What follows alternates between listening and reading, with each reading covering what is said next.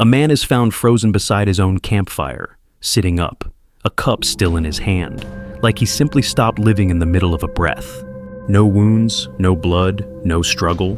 And this wasn't the first body found this way in that valley. It wouldn't be the last. Welcome to the UnknownFilesX, where real stories, dark mysteries, and hidden truths are told. Deep in the north of Canada, there's a valley so remote that even the rivers seem to move slower there, like they're afraid to leave. Thick forests roll on for miles without end. The mountains stand close together, almost like they're guarding something. Locals call it the Nahanni Valley, but there's another name for it, a name whispered more often than spoken out loud: Headless Valley. For over 100 years, people have walked into these woods chasing the same dream: gold buried somewhere in the rock, waiting to be found. Some of them made it out again. They talked about strange sounds in the trees at night, and a feeling of being watched by something they never saw. Most of them didn't make it out at all. And today, we're not going into Nahanni to look for treasure. We're going in to find out why this land keeps taking people and giving almost nothing back. It starts with a search party. A trapper named Lefauve agreed to guide 2 police officers into the valley. They were looking for a young prospector who had vanished weeks earlier, a man who had a wedding waiting for him back home that he never showed up to. Lefauve had spent his whole life in the wilderness. He wasn't afraid of bears. He wasn't afraid of blizzards. But Nahanni was different, and he knew it. The first sign of trouble was small, a trapline, half buried in the snow, with an animal still caught inside it, rotting. To Lefauve, that meant something serious. A trapper never walks away from his own trap unless something stops him. The officers brushed it off. They kept walking. More traps turned up along the trail, all abandoned the same way. And the deeper they went, the quieter the forest became, until it felt less like silence and more like something was holding its breath. Then they found the boat, half sunk in the reeds along a frozen creek, wedged against the rocks, its wood torn and splintered. No supplies, no owner, just left there.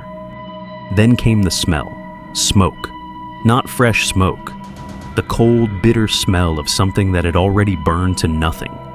They followed it to a cabin, or what was left of one, and that's where they found him. The missing prospector was lying near the ashes, an old revolver still gripped in his blackened hand, like he'd tried to fire it at something right before the end. His rifle was on the ground beside him, bent, not broken, bent in a way that no human hands should have been able to do. His belongings were stacked neatly nearby, too neatly, like someone had cleaned up after whatever happened. But the worst part wasn't the fire, or the gun, or the bent rifle. His head was gone. Lefauve didn't wait around to ask questions. He turned around right there and started walking back the way they came. And this time, nobody argued with him. But this was only the beginning. Over the following decades, story after story came out of that valley, and they all followed the same pattern. In 1904, 2 brothers came out of Nahanni with gold in their pockets and excitement in their eyes. They swore they'd found a vein no one else knew about, and they promised to go back for more. The next year, they did exactly that. They never came home. Years later, a search party found their old campsite. 2 skeletons. One looked like it had died peacefully in its sleep. The other had one arm stretched toward a rifle, frozen mid-reach, like death had caught up to him before he could grab it. Neither skeleton had a head. A decade after that, an experienced Swedish explorer sent one final letter home, saying he'd discovered something huge in the valley. Then, nothing. His cabin was later found burned down, with his body inside. His head was missing too. Then came a war veteran, a man who had survived actual battlefields, found sitting calmly by a dead fire with a tin cup still in his hand, as if he'd simply frozen in place mid-sip. No fear on his face, no sign of a fight. And a few years after that, a fugitive known for his size and strength vanished the same way everyone else had. All that remained was his skeleton and his rifle, bent just like the others.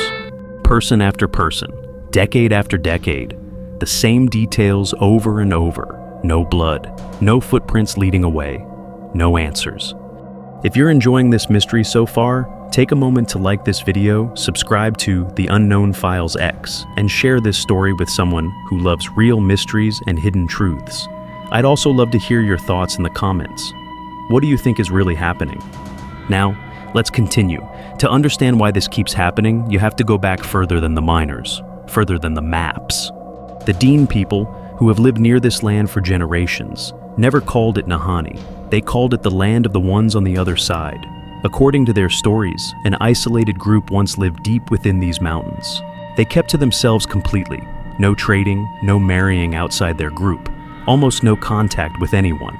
And when they did appear, it was almost always for one reason: war. They wore masks into battle, and any outsider who wandered too far into their territory didn't just get chased off. According to the old stories, trespassers were beheaded, not out of cruelty, but as part of a ritual, a warning meant to erase the intruder completely, so nothing of them remained. No village has ever been found, no graves, no proof they existed at all, just the stories, and the headless bodies that kept turning up for over 100 years afterward. But the legends don't stop with a lost tribe. The Dean also speak of something else living in these woods, a creature, part wolf, part bear, powerful enough to snap bone without effort. And according to the stories, it isn't hunting for food, it's guarding something. In the 1970s, researchers explored a hidden cave in the region and found old carvings on the stone walls. Shapes too big for wolves, too strange for bears. Fresh tracks in the mud after the spring thaw didn't match any known animal in the area. Ask the locals about it, and most won't deny the stories. They just go quiet and tell you not to say its name out loud. There are other tales, too, of tall, hair-covered figures moving through the trees in groups, carrying crude weapons. Hunters who claim to have seen them almost never want to talk about it afterward.